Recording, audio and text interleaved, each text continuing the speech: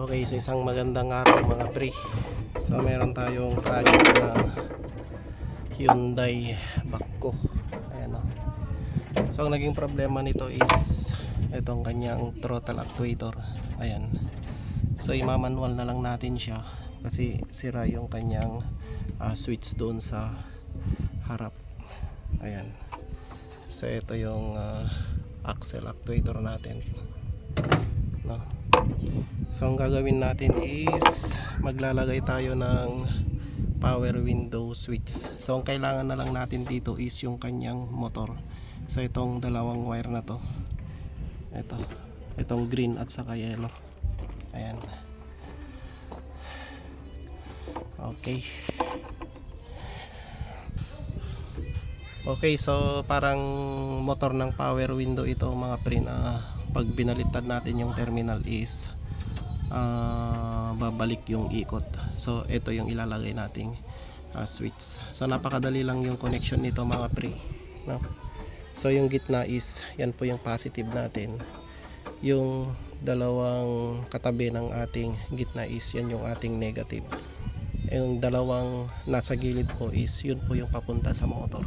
So itong dalawa, ayan, yung ilalagay natin dito sa ating motor. So goods yan, goods yung ating motor. Ang problema is yung switch natin. So napalitan na rin natin to ng cable. So naglagay tayo ng, kasi maigpit yung cable niya nun, pinalitan natin ng cable ng pang Mio, yung sa motor po. Ayan, so yun yung ginamit natin.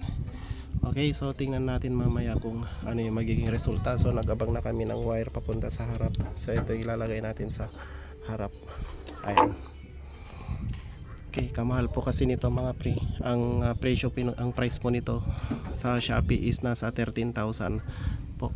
So ayan, kaya imamanual na lang natin. Peace.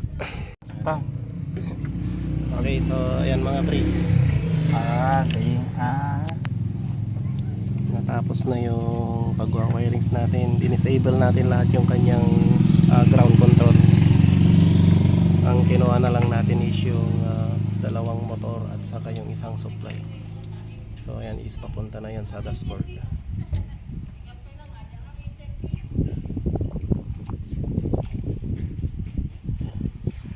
Oops, hindi ba, isa pa rin. Katamara hindi ko. Okay, so ito na yung linagay natin mga pre. Ayan o. So connected pa rin siya sa IG. Tingnan natin kung mamamatay. Yun lang. Nakarekta battery.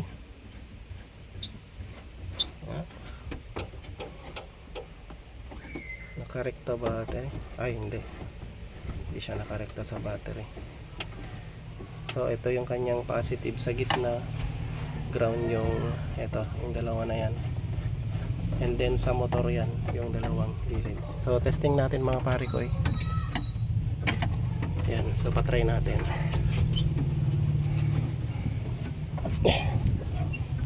Pakitang brad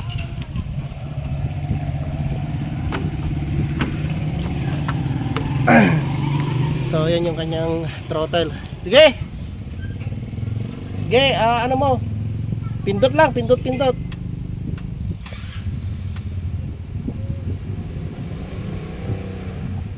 Naka-on data ko, Brad.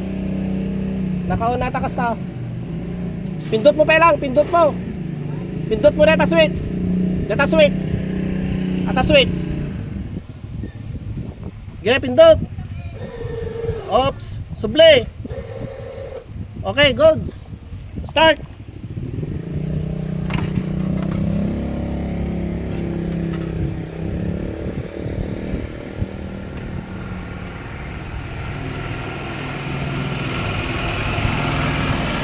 Ready?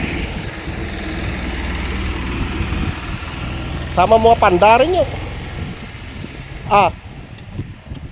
Sama mo pandarin.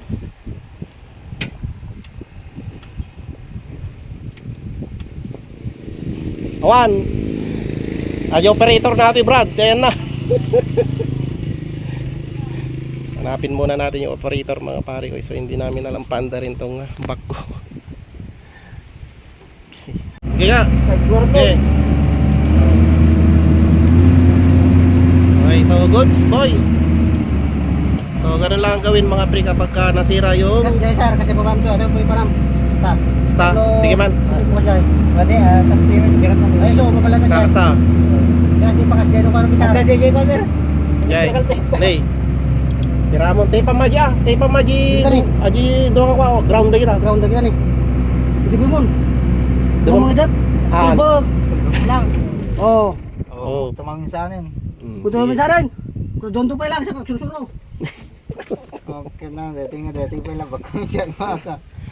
Testingan tayo madamdam Brad. Baka no ka.